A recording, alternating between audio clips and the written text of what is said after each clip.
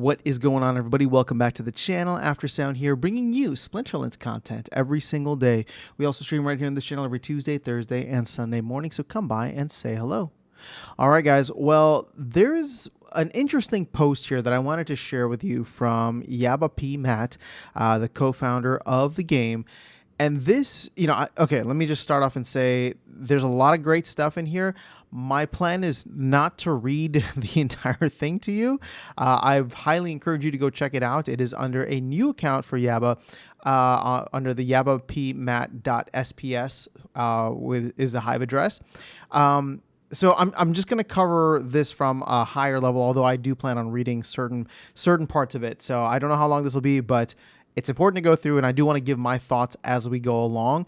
Now, here's the main thing. So Matt's saying that I have set up this Hive account to post things related to Splinterlands and SPS governance proposals. Even though I haven't posted anything on my main Yaba account in years, I do still hold out hope that someday I'll be able to blog about various non-SPL topics. So I thought it'd be good to separate out Splinterlands post to another account, and then anybody can go through and verify that this was actually created by Matt and not somebody just posing as Matt, which was important. I didn't even consider that.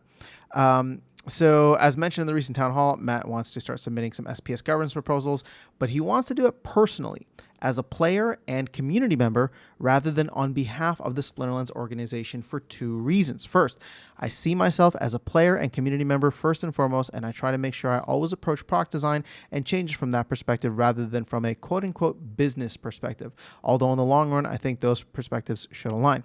Second, my thoughts are not always reflective of everyone in the organization, many of whom are also very active players and community members, so I don't want to presume to speak for them or to make them feel pressured to support proposals that the organization is making.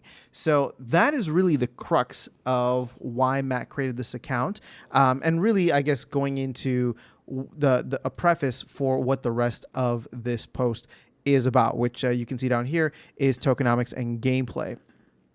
So he wants to be able to separate out his personal thoughts and not presume to be speaking as like a monolithic organization, like, Splinterlands, the organization is pushing this.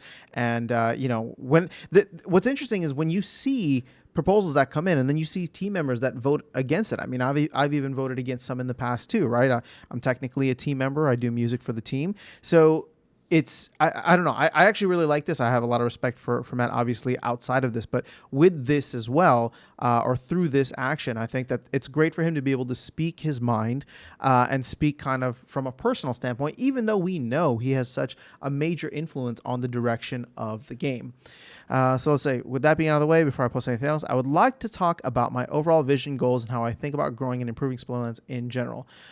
So no posts yet, at least I don't think I've seen anything. So to start with, I want to be very clear. My ultimate goal and absolute top priority is to bring as much demand and utility to all Splinterlands assets sustainably over the long term. I believe the path to achieving that goal is through building the best possible products. So let's go ahead and jump down because there's a long section here on tokenomics versus gameplay. So, and again, I don't want to read this entire thing to you, but we'll go through certain passages. So he says, in order to succeed, we need to be very realistic and honest with ourselves about why people play Splinterlands and spend money in the game rather than the multitudes of other games on the market.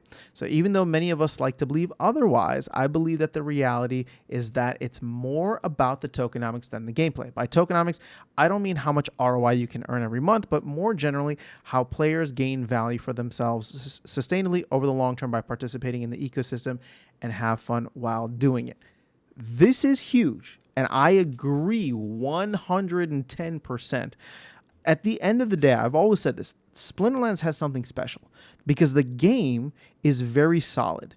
But let's be real, people would be playing all types of Web 2 games if there was no tokenomic factor to it, if there was no economy based around it, a game economy that was based around it that allowed you to accrue value and make money in many ways, right? People have made a lot of money in certain instances or have at least held their value because they own their assets. So this whole model, this whole Web3 model is something that Splinterlands is pioneering. And I don't know. I mean, I just agree wholeheartedly with Matt on this. At the end of the day, and when it comes to like bringing in new players as well, I think this is it too. People keep focusing on the gameplay, which is important. I'm not trying to downplay that. And actually, this is what Matt's going to get into here, right? But to bring people in to a Web3 game, you're not going to get the Web 2 folks, because Splinterlands or anybody, right? Even like Illuvium, nobody's going to be able to compete against Web 2 games. I mean, they can put as much money as they want towards it, but you're just not going to compete with the giants of Web 2 from a gameplay perspective. So what you have to be able to offer is a solid game economy and a tokenomic structure. And I would say, again, I'm trying to do my research as much as possible around the ecosystem, not just Hive, but everywhere else too. And Splinterlands has a very robust economy. I've always said that, a very robust game economy that people have been able to build businesses around, which I think is really impressive. And even other games around now, which is what we're seeing. So, I don't really see that happening with a lot of other projects. I mean, there's a lot of hype, there's a lot of money coming in, but you don't see that kind of just infrastructure built that's not just from the team, but from the community and like a bunch of people participating or participants in the ecosystem. So here's his next line here. So that doesn't mean gameplay isn't important, though gameplay is very important. Splinterlands absolutely must be fun, engaging, and a challenging game for it to be successful, but we have to understand and clearly acknowledge that gameplay is not what gives us our edge. So again, this is what I go back to, because as a game, I do think Splinterlands is actually very fun. There's a meta to it. There's a collector's kind of itch that you can scratch with it, where you just go through. Anybody who's played TCGs, they understand this. And so it has all these really cool elements. But at the end of the day, right, the game is awesome, but the game alone is not going to draw people in. It's going to be the tokenomics. It's not going to draw people in, and it's not going to keep people here. Let's be real. So he says long-term success requires both gameplay and great tokenomics. Gameplay is the product that drives value to the tokens, both fungible and non-fungible. Tokenomics without a product is unsustainable. So then he goes on to say, blockchain-based game, tokenomics is an entirely new field, which we're still very early. Splinterlands is one of the top ones that's focusing on it. He's seen a number of blockchain-based games take the route of focusing mostly on gameplay because they know how to do that and it's easier. But then we've seen and heard of a lot of projects that just absolutely flop. They go live, the game is cool, but it's not as cool as Web 2, and then people just lose a lot of money because the token goes to zero, right? So I believe we should take a different approach. I think we need to build the gameplay and tokenomics to fit together and support each other from the ground up. I want Splinterlands to be the first real game that fully embraces the decentralized Web3 ideology at its core, with an economy that fairly spreads value among all participants. Part of that means having a fun, engaging product, aka the gameplay, to support the tokenomics, and I recognize that. I am a gamer, and I'm here to build games that I love to play and not DeFi apps. So everybody who calls Splinterlands and like rank play a DeFi app, myself included, just know that that's probably a trigger for Matt now. But here's the thing, right? Like, what are we trying to get at? When we call it a DeFi app, it's a lot of the botting that's happening. And even Matt is coming to the table now and saying like, well, maybe I'm wrong about that. Let's see what we can do to cut down on this and really get more human on human action, more human on human gameplay. So again, kind of looking at this holistically with the entire thing, I love the approach and I love the open-mindedness that Matt is bringing to the table here. So let's see. I know the Splinterlands team absolutely plans to constantly improve the game. Cool. Let's see, but that is only one piece of the project. I think some more. Okay. Again, tokenomics is where we have our advantage. It is where we shine. It's our opportunity to beat the competition and become a leader of not just blockchain-based gaming market, but the entire traditional gaming market as well. All right, well, shooting for the stars there. I like it. I also recognize some people may not agree with this, and that is totally fine. This isn't for everyone. Splinterlands is a big experiment that is constantly growing and changing with a very uncertain future in an attempt to blaze a trail into the future of gaming. Some people may not be interested. That's cool. They can go on, do other things, find Web 2. Then he goes on to talk about DEC, which is important because, I'll get into it later, but I talked about us needing to innovate and be a leader in this space in the previous section. One of the biggest innovations, in my opinion, is the concept of the product-backed stablecoin, which is DEC. So, he goes on to talk about stablecoins are an incredibly important piece of the crypto ecosystem. And we've seen a bunch that were either backed by algorithms, something like a Terra Luna, or backed by assets, something like DAI, for example. The algorithms have repeatedly failed, and, the ones that are backed by assets have inherent risk in them, looking at you, Dai. We are pioneering a completely new way to back a stablecoin with products which I believe could single-handedly bring a huge amount of attention and value into the Splinterlands ecosystem. Now, I'm really big on this too. I haven't talked about it as much, but I think it is. I think it's a brilliant approach. And so, again, you have to think about like what can the team and company offer over the long run on a slew of products, right? Right now we're in this weird period where it's like we're so close to having so much more, and it's just people are impatient, right? And we've been impatient, and I don't blame you, but it's like tower defense around the corner, land around the corner. There's a whole GLG ecosystem, which again, it's not, that doesn't necessarily come back to DEC, but there's just so much around the corner that can add value. And if you think about this, not from a 1 week, 10 week, or a couple month time frame, but really like a multi-year time frame, and understand that Splinterlands has actually been around for 5 years now. Just imagine what they can accomplish in the next 5 years, considering what they've been able to do since the beginning of this year. We can, that, I don't know, the idea of like bringing as much value to DEC as possible, and then that value being translated over to SPS is really exciting. But we're getting far outside the scope of what Matt was talking about here. So the only problem is that we haven't gotten it to work yet. This is because there aren't enough products that are priced in it for it to maintain a stable value. For it to succeed and have a chance to bring attention and value into the ecosystem that I think it can, it doesn't just need to reach par value, it needs to have significant and constant demand so that it stays at or slightly above the 1,000 DEC per dollar USD peg nearly all of the time, right? We want to be constantly burning DEC or having sinks that burn DEC so that people just constantly need it. And when they look at going to sell their SPS on the marketplace, it actually ends up being a better deal for them to burn that SPS. That's the whole concept of the flywheel. For that to happen, we need as many products as possible priced in DEC, and preferably where the DEC is burned or locked up and off the market.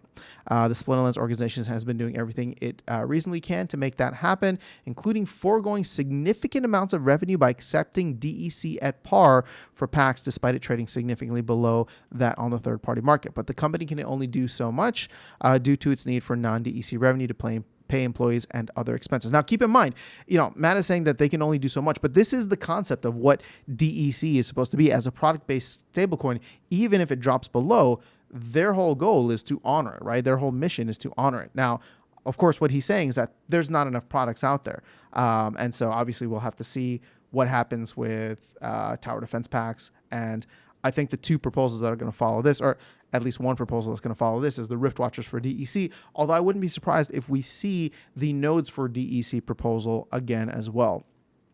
The DAO is in a unique position where it has a significant amount of products to sell, and since it does not have expenses, it can hold onto any token it earns indefinitely. In order for this to work, the community needs to be aligned, and the DAO needs to help out. So when he's talking about the DAO, again, I think we're going to see both Rift Watchers and nodes, because those are both technically DAO products.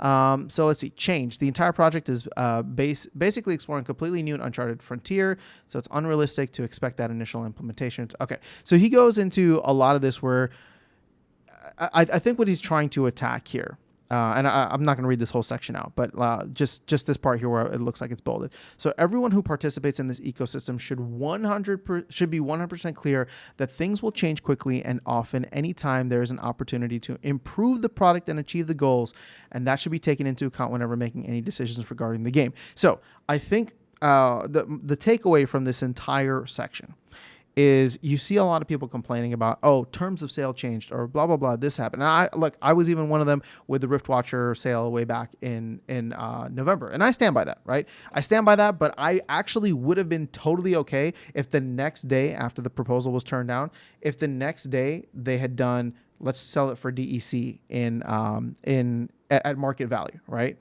Rather than DEC at peg value. But that's again, besides the point. The whole thing here is that people continue to point things out or call things out whenever it's just like they put out the white paper, which they said is subject to change. And then they come in and they say, you know what, we might have to tweak such and such, or we might have to do such and such for better balancing overall. And everyone's just like, here we go again. Terms of service, or not terms of sale. Like you're giving out information. People are making financial decisions, blah, blah, blah. So it's not a perfect situation. And I think that that's what he's trying to communicate here as clearly and concisely as possible. And I don't like, I don't find fault in either side. I mean, here's the thing. A lot of people are going to jump the gun and try to get ahead, and they're going to speculate. And in that case, it's on the speculators, right? But then you're going to get a white paper that comes out, and a white paper says technically it's subject to change, but people are going to go through and be like, well, we live in a space where white papers are supposed to be sacred, right? And they aren't anymore just because governance is here. But we live in a space where white papers are supposed to be sacred, and that's what Bitcoin is known for. So it sucks to like take action once something is out there and in the world, and then of course have that the rug kind of pulled out from under you. But at the same time, it's like there's a nuance there of being able to understand that this stuff isn't like, this is all new and everybody's exploring it. And sometimes, people make mistakes, or sometimes things are overlooked. And the goal of changing these things is never to screw anybody over, but to make sure any exploits or any whatever can be covered up as quickly as possible. So a lot of this ends up coming down to, do you believe that the actions that Matt and team are taking are in good faith?